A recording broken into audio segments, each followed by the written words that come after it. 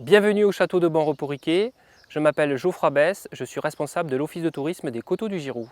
Alors la spécificité du château de Bon-Repos-Riquet, c'est qu'il retrace un pan important de l'histoire de notre département de la Haute-Garonne, l'histoire de ce canal du Midi, cette épopée extraordinaire de l'édification de ce canal, parce que nous sommes ici sur les terres de son concepteur, Pierre-Paul Riquet. Il va s'y installer, il va établir une stratégie pour la construction, l'aménagement de ce grand projet, et il va faire édifier un château à son image qui marque ses ambitions. Nous sommes ici à 20 km de Toulouse, dans un écrin de verdure, sur ces coteaux du Giroux, et il y a ici à découvrir un lieu peu connu qui présente cette archéologie du canal du Midi, où Pierre-Paul Riquet, dans son parc de jardin, a réalisé des bassins hydrauliques préfiguratifs de ce grand projet. Donc évidemment, encore plus que la découverte du château, de sa vie, il y a aussi ses intentions et sa volonté de grand homme et de grand visionnaire.